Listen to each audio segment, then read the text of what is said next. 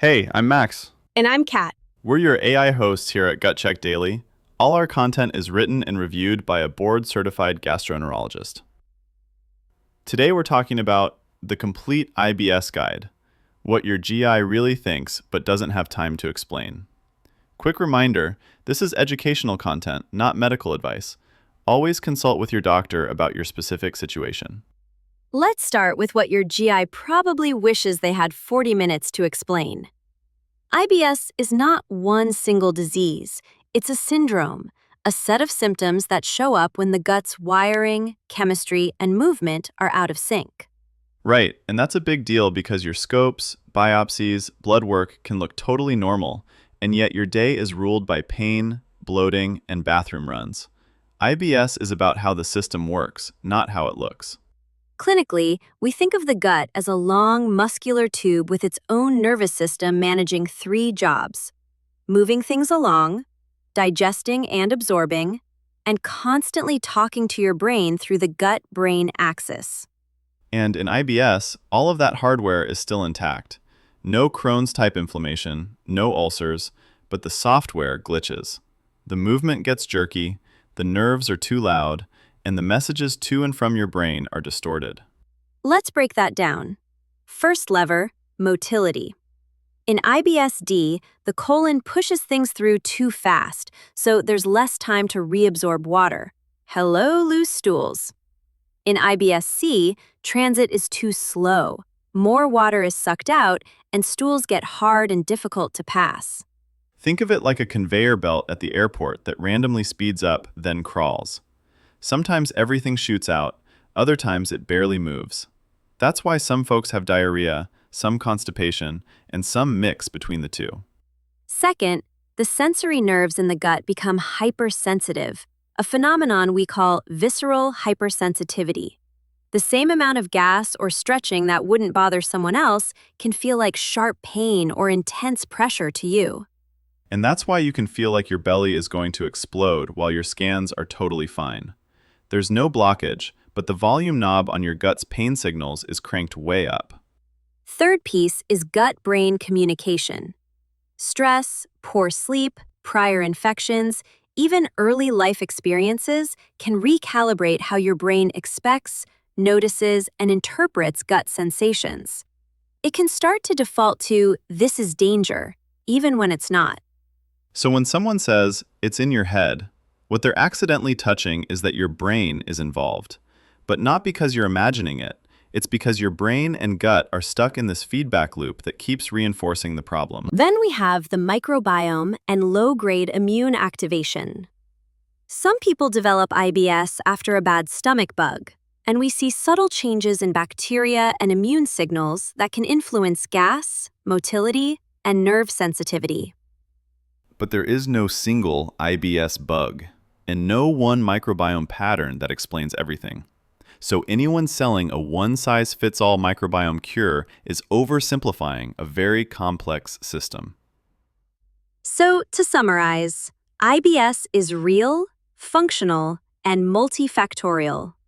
Motility, nerves, brain, microbiome, and immune system all play roles. It's not just stress, but stress absolutely plugs into that circuitry. And that's why you can feel dismissed. You're told everything looks normal, handed a label, but not given a roadmap. Let's jump into what IBS actually looks like in everyday life, because that's the part you feel in your body. In the clinic, people don't walk in saying, "I have IBS subtype D." They say, "I blow up like a balloon by afternoon," or "I need to know where every bathroom is before I leave the house." Or, "By the end of the day, I look 6 months pregnant." Or, "I either can't go for days, or I'm stuck on the toilet all morning." Those stories are classic IBS, even if your tests are normal. There's also a very common daily arc. Mornings are often relatively flat, then after breakfast, the gut wakes up, especially in IBS-D, where the gastrocolic reflex can trigger urgent BMs right after eating. Then, midday to afternoon, the bloating builds, especially if you're sitting at a desk or eating big meals. And by evening, you can feel maximally distended, not because you gained weight, but because of gas, water shifts, and muscle tone changes. Trigger-wise, we consistently see flares with large mixed meals, poor sleep, travel, stressful events, certain carbs like onions, garlic, beans, and sometimes hormonal shifts around the menstrual cycle. Meanwhile, you keep hearing the greatest hits. Just add more fiber. Take a probiotic. Cut gluten and dairy. Try to relax, which sounds reasonable on paper, but often backfires or only helps a little because it's not matched to your pattern. Take fiber. From a research standpoint, fiber is not a single substance. Some fibers are rapidly fermented and gassy, like inulin and wheat bran, while others, like psyllium, form a gel and are more gentle on the system. So if you're already super bloated and someone says, eat more bran, you might crank up fermentation and feel way worse. Not because fiber is bad, but because it's the type and the context that matter. Same idea with probiotics. Most shelf probiotics are generic mixes of strains, used at doses and in populations that don't always match IBS trials. Specific strains can help some patients, but as a class, they're not a magic fix. So if you've spent a lot on probiotics and felt nothing or even more gas, you didn't fail the probiotic. It just wasn't the right tool for your particular mix of motility, sensitivity, and microbiome. Gluten is another big one. We must rule out celiac disease, and some people truly have non-celiac wheat sensitivity, but a lot of IBS patients who feel better off gluten are actually reacting to the FODMAPs in wheat, not the gluten protein itself. Which explains the weird middle ground of, I quit gluten, I'm better but still miserable. You've trimmed one branch of the problem, but the broader carb sensitivity is still there. And then we have stress. From a gut-brain lens, stress absolutely matters, but saying, just relax without tools is lazy medicine. Your nervous system has learned to overreact. That's different from saying you're doing this to yourself. So if you've left 10-minute visits with a diagnosis and vague advice, feeling like you're on your own, that frustration is completely valid. You got a name, not a plan. Let's build that plan framework now. Clinically, we think in 4 levers you can influence: motility, sensitivity, fermentation, and brain-gut processing. You won't control all of them perfectly, but we can decide which one to target first based on your pattern. Step 1 is figuring out your dominant pattern. IBS-D, IBS-C, or IBS-M is the basic split. But we also look at whether you're more bloat dominant or pain dominant, and whether your flares feel predictable or totally random. That's where a 2 to 3 week tracking period is really powerful. Log your stool form, timing, bloating and pain scores, meals in broad strokes, sleep quality, and major stressors. You're not counting calories, you're collecting patterns. Think detective work. Every time I eat a big, late dinner, I pay for it in the morning. Or anything under 6 hours of sleep and my diarrhea goes off the rails. Or onions and garlic show up before my worst days. Or I'm always worse pre-period. Once we can see those patterns, we match them to levers. If stool form and frequency are front and center, we start with motility. If it's that I look pregnant by 5 p.m. feeling, we think fermentation plus sensitivity. If pain dominates, we skew toward nerve and brain-gut strategies.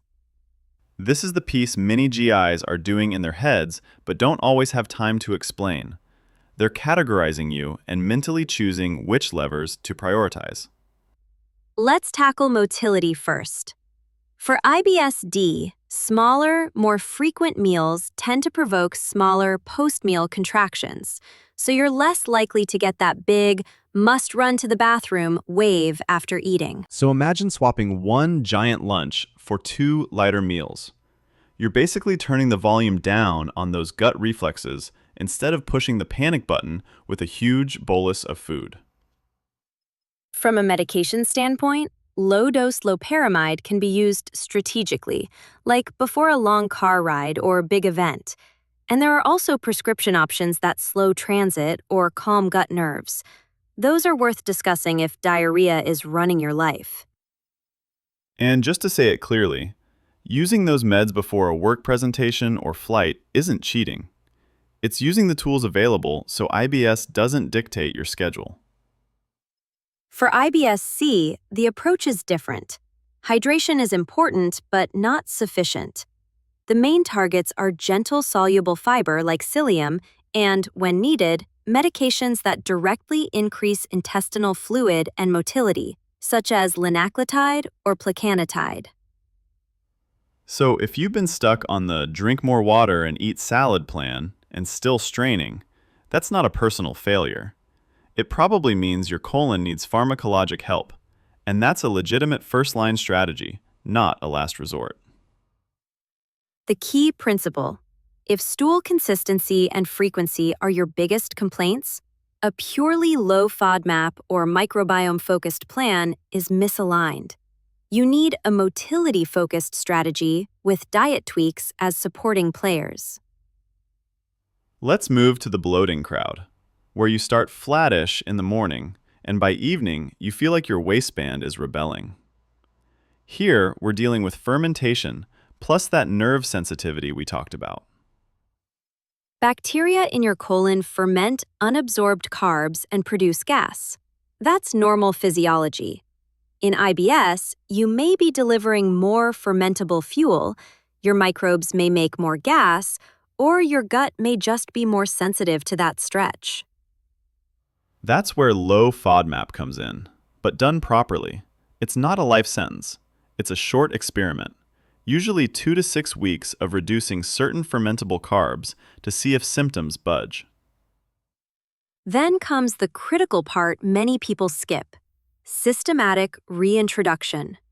You test different FODMAP groups to see which categories actually trigger you, and then you liberalize your diet as much as you comfortably can.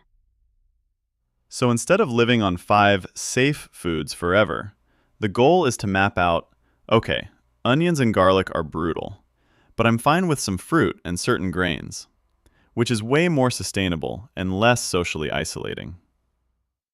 If bloating is intense and unrelenting despite reasonable diet adjustments, that's when we also think about evaluating for SIBO, celiac disease, pancreatic insufficiency, or structural issues.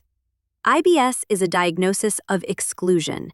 You need the basics ruled out. That's especially true if you've got red flags: unintentional weight loss, blood in your stool, anemia, waking at night with pain or diarrhea, or a strong family history of colon cancer or IBD. Those need proper workup, not an IBS sticker.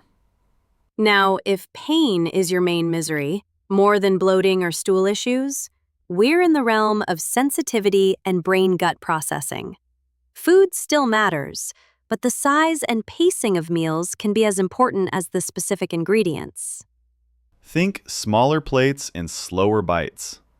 Big meals stretch the gut more, which in a hypersensitive system feels like pain. And eating quickly can trap extra air and add to that uncomfortable distension.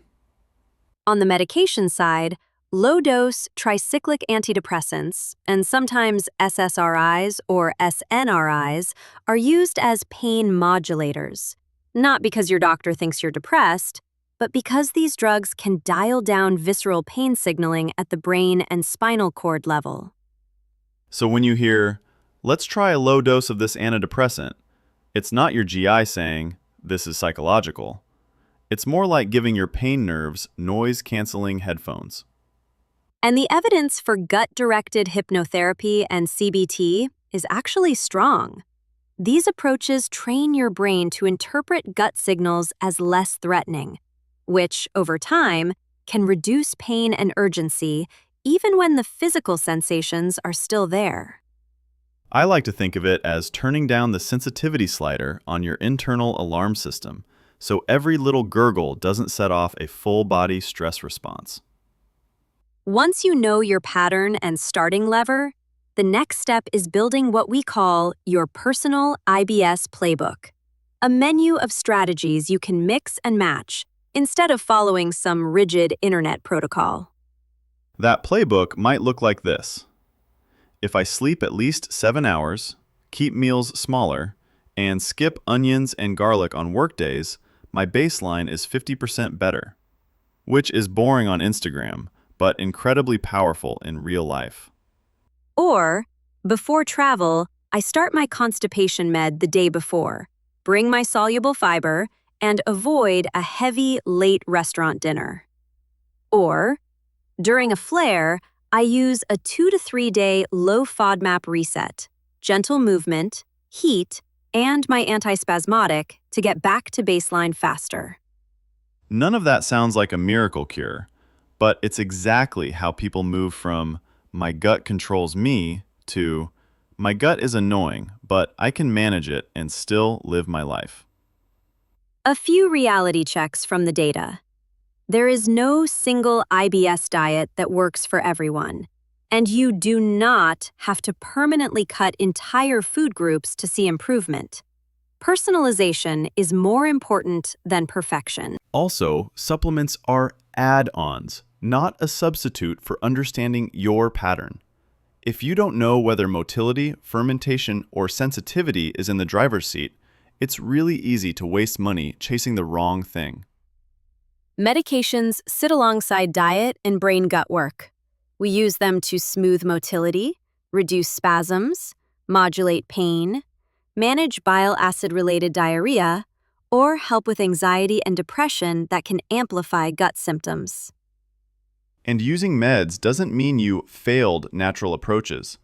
It means you're using all available tools to quiet a nervous system and gut that are overreacting.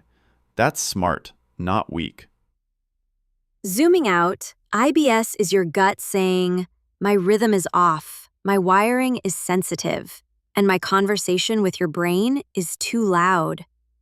But because it's functional and not structurally damaged, there's room to retrain that system over time. You're not going to meditate your way out of IBS, and you're not going to supplement your way out either. But with pattern recognition, targeted food tweaks, gut-brain strategies, and the right meds, most people can get to normal enough living. In future episodes, we'll break down specific levers, how to do low FODMAP without losing your mind, what gut-directed hypnotherapy actually involves, and when symptoms suggest more than IBS and need further evaluation. For today, if you take one thing away, let it be this. Your symptoms are real. You're not crazy or weak. And there is a systematic way to understand and manage what's going on in your gut. That's it for today. I'm Max. I'm Kat. For more gut health insights, visit gutcheckdaily.com. Thanks for listening.